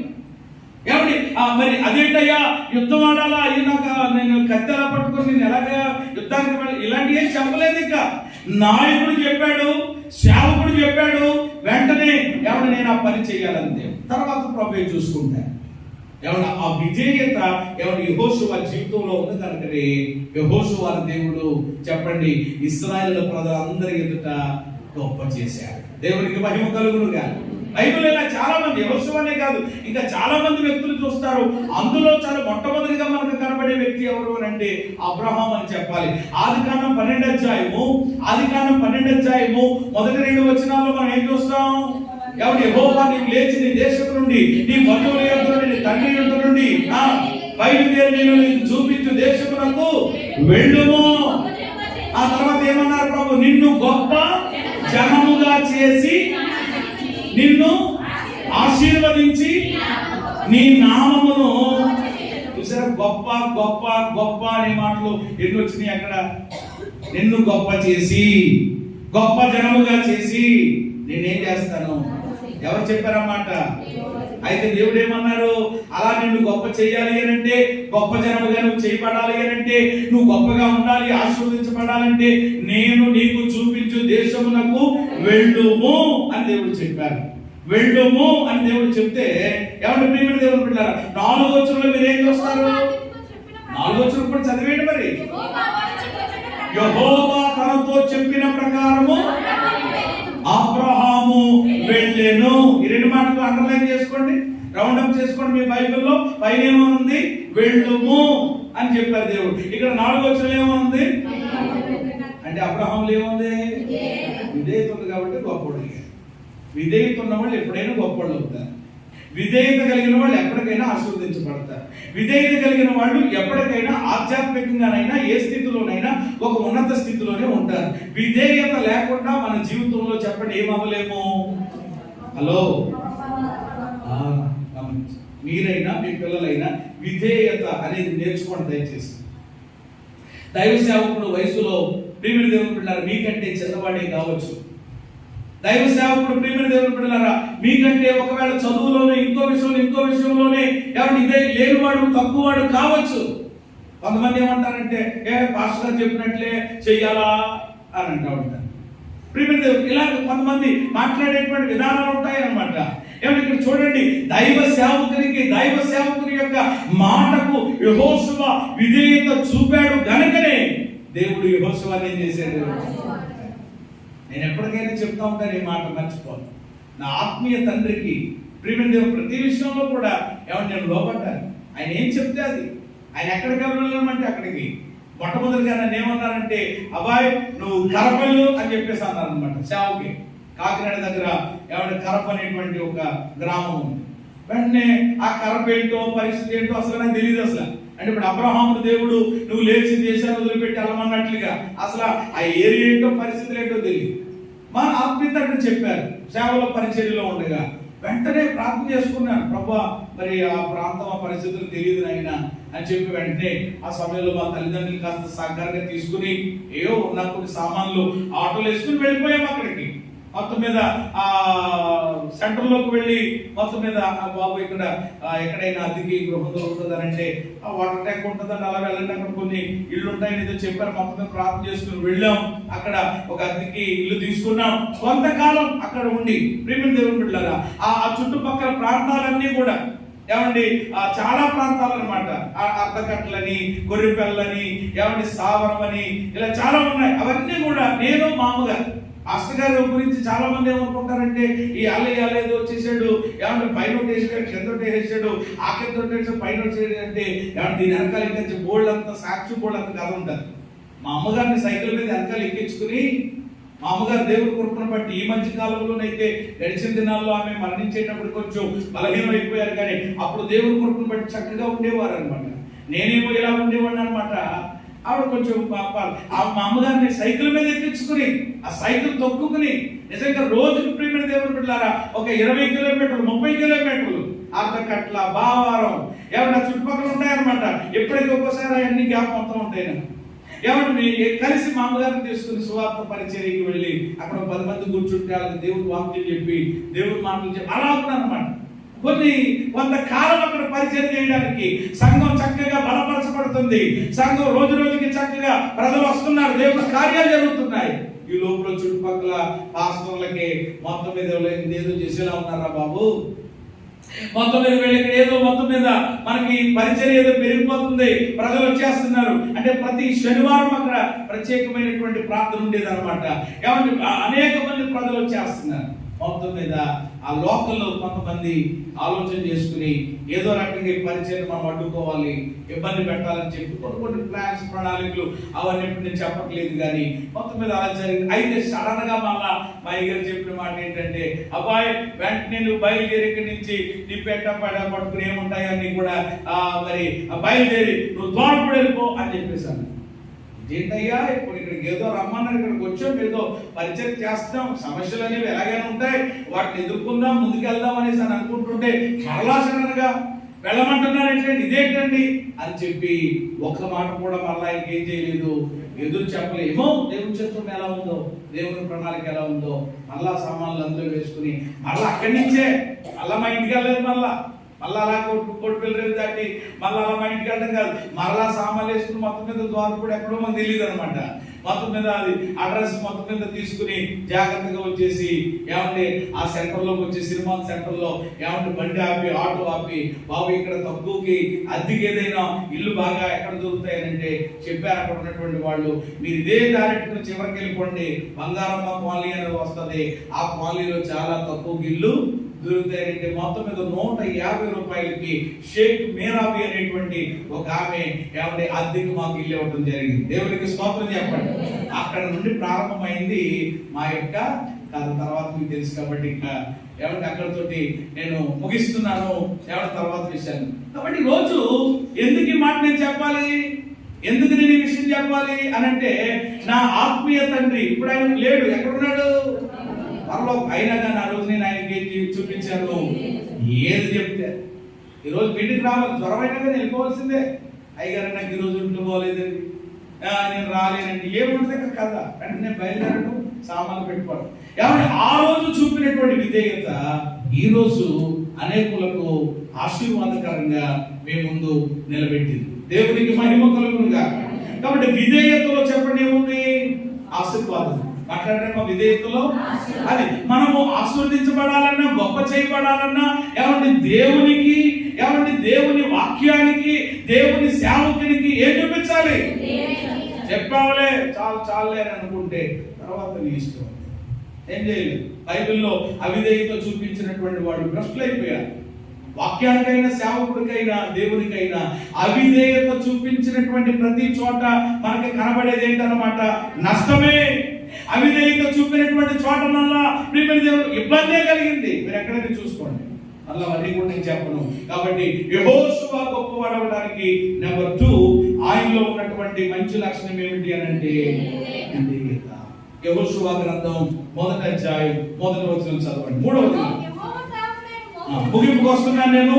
యెహోషువ గ్రంథం 1:1 అమ్మా చదవమ్మా. అదే యెహోవా సేవకుడైన మోషే మృతి నొందిన తరువాత యెహోవా నూను కుమారుడును మోషే పరిచారకుడునైన యెహోషువకు ఎలాగూ సెలవిచ్చెను. చాలు, ఆ ఒక మాట చాలు. ఇప్పుడు ఇది యెహోషువ గ్రంథం 1:1 ఒక మాటలో చెప్పాలంటే ఏంటన్నమాట, 1:1 అంటే ఈ అధ్యాయం 1 ఆ మొదటి అధ్యాయం 1వ వచనం ఏమిటి అని అంటే దీన్ని ఏమంటారంటే పరిచయ వాక్కు అంటారు. చెప్పండి ఏమంటారు, ప్రతి పుస్తకానికి ఏముంటది పరిచయము, అలాగే లాస్ట్ లో ముగింపు ఉంటుంది. అలాగే ఇది చెప్పాలంటే ఒక పరిచయం. అయితే ఈ పరిచయంలో, ఈ పరిచయ వాక్కులో మనకు కనబడుతున్న ఏమిటి ఒక ఆధ్యాత్మిక మంచి లక్షణం యెహోషువ జీవితంలో చూస్తున్నాం. అదేమిటి అని అంటే, యెహోషువను గురించి పరిచయం చేస్తూ మోషే పరిచారకుడైన యెహోషువ అని. అంటే ఈ గ్రంథకర్త ప్రియమైన దేవుని బిడ్డలారా ఎలాగున ప్రజెంట్ చేస్తున్నాడు మనకి అని అంటే కనుక యెహోషువని పరిచారకుడుగా. చెప్పండి ఎలాగా? అంటే ఇప్పుడు మీరు మూడవది ఆలోచన చేయాలి. ఇప్పుడు యెహోషువ గొప్పవాడు అవడానికి గల మూడవ కారణం ఏమిటి అని అంటే, యెహోషువ ఎవరు చెప్పండి? పరిచారకుడు, లేక పరిచర్య చేసేటువంటి మనసు గలవాడు. ఏ మనసు కలిగిన వాడు? మళ్ళా ఇదే మాట మీరు నిర్గమకాండంలో కూడా ఇదే మాట చదవకూడదు. తయారు బట్టి నేను ముందుకెళ్తున్నాను మళ్ళీ వాక్యాలు జరిగేయడం కొరకు. మళ్ళీ ఇదే మాట సేమ్ టు సేమ్ కనపడుతుంది మనకు. ఈ సంగతులు జరిగిన తర్వాత నూను కుమారుడును యెహోవా దాసుడునైన యెహోషువ. చాలు. ఏమన్నా అక్కడ కూడా ఎలాగున్నా అంటే ఒకటికి 2 సార్లు బైబిల్లో ఉంది అని అంటే దాన్ని చక్కగా మనం ఆలోచన చేయాలి. కాబట్టి ఇప్పుడు యెహోషువ గొప్పవాడు అవడానికి గల మూడవ కారణం ఏమిటి అని అంటే, పరిచర్య చేసేటువంటి దృక్పథం, పరిచర్య చేసేటువంటి మనస్సు. చెప్పండి ఎవరికి ఉంది? మోషే పరిచారకుడు. ఎవరి ప్రియమైన దేవుని బిడ్డలారా ఈరోజు మనము గొప్పవారం కావాలి అని అంటే, నువ్వైనా నీ పిల్లలైనా, మనమైనా మన బిడ్డలమైనా ఎవరు గొప్ప స్థితికి రావాలి అని అంటే, ఎవరిని ప్రియమైన మనము నేర్చుకోవలసింది, వాళ్ళకి నేర్పించాల్సింది ఏంటి అని అంటే పరిచర్య చేయాలి. ఈరోజు చాలా మందికి పరిచర్య అంటే చాలా ఇదిగా ఉందన్నమాట. కొందరు పరిచర్య చేయలేదని కాదు, ఒకప్పుడు చేసిన వాళ్ళే. నేనేమనుకుంటానంటే, ఇప్పుడు పరిచర్యకి చాలా మంది ముందుకు రావట్లేదు అని అంటే, ఏమన్నా ఇంకా పరిచర్య చేసేటువంటి ఆ పరిస్థితి లేదేమో, ఆ అవసరం లేదేమో. అంటే పరిచర్య కూడా దేనితో చేస్తున్నారన్నమాట. అయితే ఒక విషయం చెప్పనా, పరిచర్య ఎప్పుడు ఈ 3 మాటలు మనసులో పెట్టుకోండి. ఒకటి, స్వార్థంతో చేయకూడదు. పరిచర్య దేంతో చేయకూడదు? స్వార్థం అంటే ఏంటి? స్వార్థం అంటే ఏంటి? ఏమండి మన సొంత దాన్ని ఏం చేయడం అంటే ఈ పరిచయం చేస్తే ఒకవేళ ఏమంటే ఇలాగా ఒక నాకు ఏదైనా దేవుడు ఇస్తాడు, ఏదో ఆయన ఎలాగైనా ఇస్తాడు, ఆయన ఎలాగైనా దయచేది, ఆ స్వార్థం ఉండకూడదు. రెండవది స్వార్థం అని అంటే, కొంతమంది పరిచర్య చేసే వాళ్ళ విషయంలో నేను చూస్తున్నాను అనమాట, నేను గమనిస్తున్నాను ఆల్రెడీ. అంటే మొదట్లో చేసిన వాళ్ళు ఇప్పుడు ఎవరు కనపడట్లేదు అనుకోండి. అంటే మంచి పర్లేదులే, ఓ స్థితికి వచ్చేసాం కదా, ఓ పరిస్థితిలోకి వచ్చేసాం కదా, ఏమంటే ఒక ఉండడానికైనా తినడానికైనా దేనికైనా పర్వాలేదు కదా. కాబట్టి ఎప్పుడు కూడా మీరు అలా ఆలోచన చేసుకోవాలి. నన్ను అడిగితే పరిచర్య అసలు ఎప్పుడు చేయాలో చెప్పగా, పరిచర్య ఎప్పుడు ప్రియమైన దేవుని బిడ్డలారా చేసే విధానం మనకు రావాలో చెప్పనానంటే, చెప్పండి, మనము ఒక ఉన్నతమైనటువంటి స్థితికి వెళ్ళిపోయినా కూడా అప్పుడు ఏం చేయాలి చెప్పండి. ఇదివరకు ఎంఆర్ఓ గారి గురించి సాక్ష్యం చెప్పిన ఎంతమంది గుర్తుందో. ఎంఆర్ఓ అంటే ఎవరైనా మండలానికి సంబంధించినటువంటి గొప్ప అధికారి. అలాంటి ఆయన కూడా సభలు జరుగుతున్నప్పుడు ప్రియమైన దేవుని బిడ్డలారా, ఎవరి ప్రజలందరూ తినేసి పడేసినటువంటి ఎంగిలిస్తలన్నీ ఏం చేసేవాడట ఆయన ఎత్తుకుని, ప్రియమైన దేవుని బిడ్డలారా నెత్తి మీద పెట్టుకుని బయట వేసాడు. ఆ సభలకు వచ్చినటువంటి స్పీకర్ చూసి ఆశ్చర్యపోయాడు. ఎవరైనా 3 రోజులు పట్టించి ఆ ఎంగులెత్తి ఇష్టంలో ఎత్తుతున్నాడు, నెత్తి మీద పెట్టుకుంటున్నాడు, ఆ సాంబార్ అంతా కాలిపోతుంది, బట్టలన్నీ అయిపోతున్నాయి, అయినా ఇలా చేస్తున్నాడని మొత్తం మీద ఆ సభల కన్వీనర్ గారిని అడిగితే అప్పుడు చెప్పారట, ఆయన ఎవడు మా సంఘంలో ఒక సభ్యుడండి, ఆయన చేస్తున్న ఉద్యోగం ఏమిటి అని అంటే ఎంఆర్ఓ, మండల అధికారి. ఎవడు ఆ గొప్ప అధికారి నుండి కూడా మందిరంలో ఏం చేస్తాడు చెప్పండి. ఇలాగ అన్నానని కాదు కానీ, ఏమంటే వాలంటరీ పోస్ట్ కూడా ఏమంటే ఒకవేళ మనకు లేకపోవచ్చేమో, కానీ కొంతమంది కనీసం ఏమంటే అలా వంగడానికి కూడా ఇద్దాం. అదే కనీసం వాళ్ళు కూర్చున్న ఏమంటే ప్రియమైన దేవుని బిడ్డలారా ఏమంటే కూర్చి పక్కన పెట్టడానికి, వాళ్ళ తిన్న కంచాన్ని కూడా నేను భోజనాలు అయిన తర్వాత ఏమంటే చీకడుకోవడానికి ఇలా వెళ్తా ఉంటాను, వెనకాల ఉంది కదా, ఎందుకు లేదరా స్త్రీలందరూ కూడా పరిచయం చేస్తున్నారు, అక్కడ వాళ్ళకి ఇబ్బందిగా ఉంటుందని వెనక్కి వెళ్తే ఆ కంచాలు తినేసినటువంటి కంచాలు అంతంత అన్నం ఉండి అంతంత ముక్కలు వదిలేసేసి అందులో ప్రియమైన దేవుని బిడ్డలారా ఆ సందుల్లోని ఆ మూలలో సందుల్లోని ఈ పక్కన సందుల్లోను అక్కడక్కడ పడేస్తాం. అంటే ఆ పక్కన ఏముందనమాట, ట్యాప్ ఉంది, అక్కడ చేయి కడిగేసుకున్న కంచం. అంటే వాళ్ళ తిన్న కంచమే చెప్పండి ఏం చేయలేకపోతున్నారు. మిగిలిన కంచాలు కడగడం కాదు, మిగిలిన కంచాలు పట్టుకెళ్ళి కడగటం, అక్కడ పోయి మళ్ళీ ఒకరికి ఇవ్వడం, అది పక్కనే పెట్టండి. వాళ్ళ తిన్న కంచం కనీసం తీసుకుని వెళ్ళి ఆ వేస్ట్ ఏదైతే ఉందో పక్కన ఎవరో పొట్లో పడేసి అక్కడ ప్రేమిని దేవుడు బిడ్డలారా ఏమంటే ఆ కంచం అక్కడ పెట్టి కనీసం చెయ్య కడుక్కుని వద్దామనేటువంటి విధానం లేకపోతే ఇంకో నువ్వు ఎలాగా ఆశీర్వదించబడతావు, ఎలా దీవించబడతావు ఆలోచన చేయండి. అంటే ఈ రోజు ప్రేమిని దేవుడు బిడ్డలారా ఏమంటే పరిచర్య చేయడానికి చాలా మందికి ఏమో మనసు ఎందుకు ఉండడం లేదు అని అంటే నేను ఎందుకు చేయాలి, అహం ప్రేమిని దేవుడు బిడ్డలారా ఏమంటే అహం మనలో ఉన్నంతసేపు చెప్పడం మనం ఏం చేయలేమన్నమాట. తగ్గింపు కలిగిన వాళ్ళే, దీనత్వం కలిగిన వాళ్ళే చెప్పండి ఏం చేస్తారు, పరిచర్య చేస్తారు, పరిచర్యకి పరుగులు తీస్తారు. చేతులెత్తి స్తోత్రం చెప్పండి.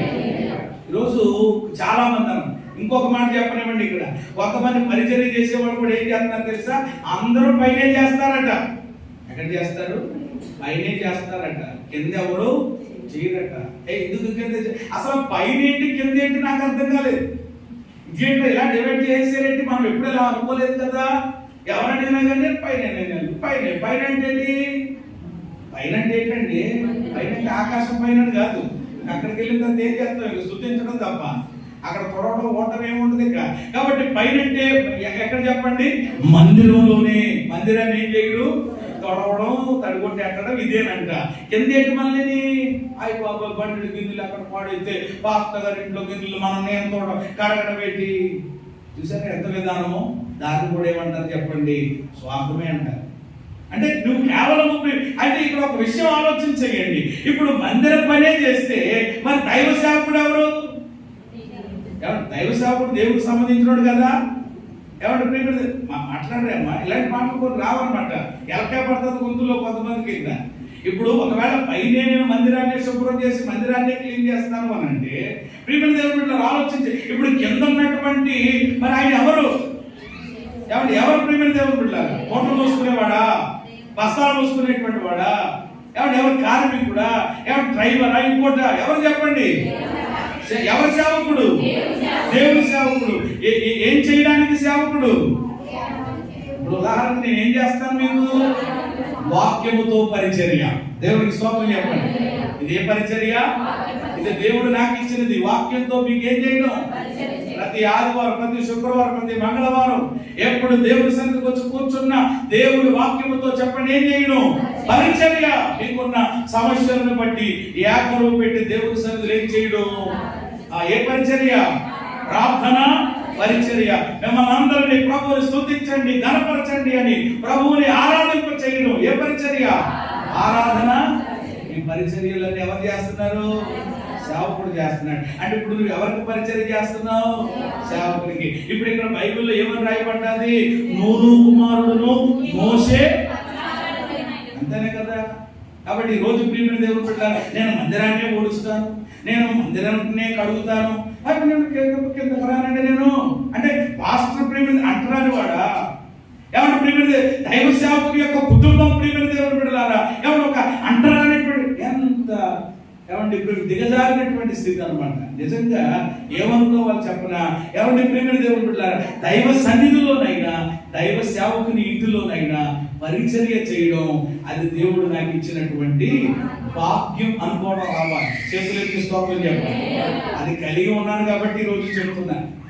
దైవ సేవకుని ఇంట్లో పెరిగి మా ఆత్మీయ తల్లిదండ్రులకి మీరు ఇంకా కేవలం ఇది చేశారేమో, నేను ఇంకా అంతకు మించినటువంటి పరిచర్య చేశాను.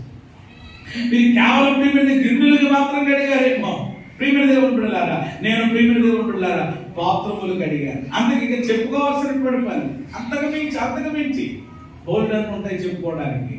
కాబట్టి ఆ పరిచర్య ఏం కాలేదన్నమాట, వ్యర్థం కాలేదు. ఈ రోజు దేవుడు ఇది తీసేసుకోండి దయచేసి. అలాంటి మనసు కలిగినటువంటి వాడు మీరు ఎక్కడా పరిచర్య చేయకండి. పైన చేయకండి, కింద చేయకండి. పైన వద్దు, కింద వద్దు. ఇంకా పైన కింద ఎవరు చేయించుకుంటారు, ఎవరో ఒకరి చేత దేవుడే చేయించుకుంటాడు. దేవుడికి స్తోత్రం కలిగి ఈ డివైడ్ చేయడం ఏంటండి అసలు అర్థం కాలేదు. సేవకుడు ఉన్నది నీ కొరకే కదా. ప్రియమైన దేవుని బిడ్డలారా, నీ బర్త్డే వచ్చింది, పుట్టినరోజు వచ్చింది, నీ కుమార్తెతో కుమారుడు ఎవరితో ప్రార్థన చేయవలసింది ఎవరు? పేరు పెట్టవలసింది ఎవరు? ఉయ్యాల ఇవ్వాల్సింది ఎవరు? ప్రియమైన దేవుని బిడ్డలారా, ఇవన్నీ ఒకటి కాదు. పెళ్లి చేయాల్సింది పాస్టర్ గారు, ప్రియమైన దేవుని బలహీనత వస్తే చేయాల్సింది పాస్టర్ గారు, హాస్పిటల్లో ఉంటే పరామర్శించవలసింది పాస్టర్ గారు, ప్రార్థన చేయవలసింది దైవ సేవకుడు. ఆఖరికి అయ్యో అలాగంటండి అనే కబురిన పడితే వెంటనే రావాల్సింది ప్రియమైన దేవుని బిడ్డలారా, పెట్టికి ఆర్డర్ ఇవ్వాల్సింది ప్రియమైన దేవుని బిడ్డలారా, వచ్చినటువంటి తర్వాత పాట పాడాల్సింది, పెట్టులో పెట్టాల్సింది, నీ మెడలో దండ వేయాల్సింది, నీ దూరావతలకి తీసుకుని వెళ్ళి ప్రియమైన దేవుని బిడ్డలారా లోపల పెట్టి మరి ఈ సమయంలో తండ్రి యొక్క కుమారుడి యొక్క పరిశుద్ధాత్మ యొక్క నామములో ధూళికి ధూళిగాను బూడిదకి బూడిదిగాను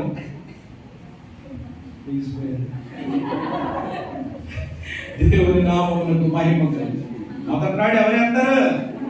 హలో, పాస్టర్ గారి నుంచి ఎవరైనా మా ప్రెసిడెంట్ గారు, మా ఊరు ప్రెసిడెంట్ గారు ముందు నాడు వేసిన తర్వాత అప్పుడు అలా ఉందా? మాట్లాడరేమ్మా. ముందు దైవ సేవకుడు వేసిన తర్వాతే మిగిలిన వాళ్ళందరూ మీరు తలకు ఒక రాయి అండ్రా బాబని అంటే ఆలోచన ఎక్కడి నుంచి ఎక్కడి దాకా.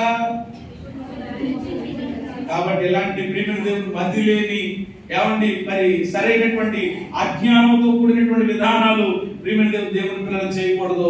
కాబట్టి పరిచర్య వంతు వస్తే పైన అయితే పైన, కింద అయితే కింద, ఎక్కడైనా అది ప్రియమైన దేవుని పిల్లలు ఎవరి నిమిత్తమై? దేవుని నిమిత్తమై నేను పరిచర్య చేస్తాను. ఫలం ఇచ్చేవాడు ఎవరు? దేవునికి స్తోత్రం కలిగింది. పరిచర్య స్వార్థం లేకుండా చెయ్యాలి. ఎవరి పరిచర్య ఫలితం ఆశించకుండా చెయ్యాలి. ఏం ఆశించకూడదు?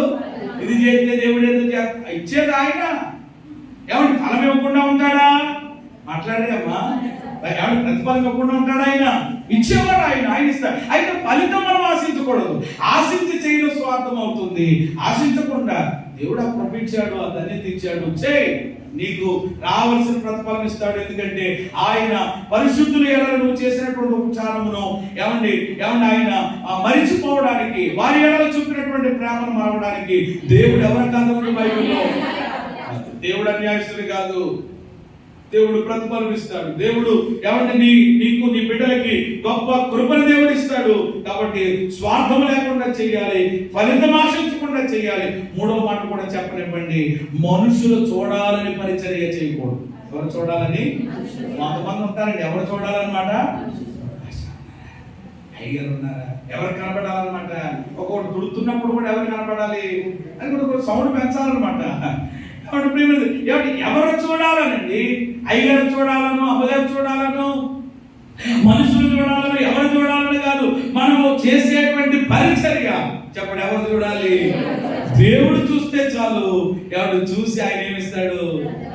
ఈరోజు ఆ మనసు ఉందా ప్రియమైన దేవుని బిడ్డలారా? అసలు పరిచర్యలోనే మనలోనికి ఏమొస్తుంది అంటే తగ్గింపు అనేది వస్తుంది. ఆఖరిగా చదివేటి మాట ప్రార్థన చేసుకుందాం. నేను ఎక్కువ వివరించను. మత్తయి సువార్తలో ఈ మంచి మాట ఉంటుంది చూడండి, 20:26. ఈ మాట తప్పకుండా చదవాలి మనం. యేసయ్య చెప్పిన మాట మత్తయి 20:26. మీలో అలా ఉండకూడదు,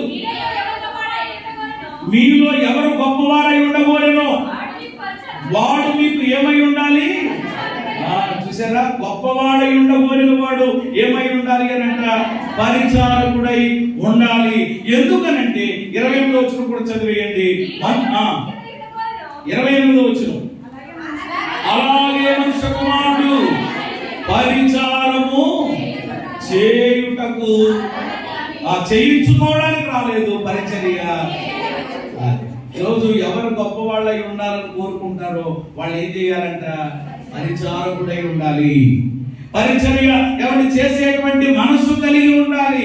ఎందుకనంటే మన ప్రభువైన యేసయ్య కూడా చెప్పండి ఏం చేయడానికి వచ్చాడట? ఆయన పరిచర్య చేయడానికే వచ్చాడు. ఏమండి ప్రియమైన దేవుడు పరిచర్య చేశాడు. ఏమండి ఆయన ఎవరి చేత పరిచర్య? ఆయనే పరిచర్య చేస్తే, యేసయ్య పరిచర్య చేస్తే ఈరోజు నువ్వెంత, ఈరోజు నేనెంత, మనమెంత, మన బ్రతుకులెంత అసలు ఆలోచన చేస్తే.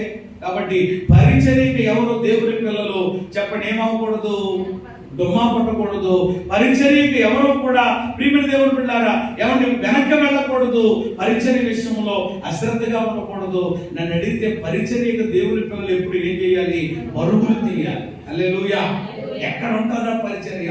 ఎలాగే ఏం చేయాలా? నేను పరిచర్య వెతుక్కోవాలని నన్ను అడిగితే నీకు మళ్ళా వచ్చాక చెప్పడం కాదు, అదిగో బాబు అక్కడ బాటిల్ ఉంటుంది నాయన, ఏమంటే డబ్బా నీళ్ళట్రా నేను చెప్పడం ఏంటి?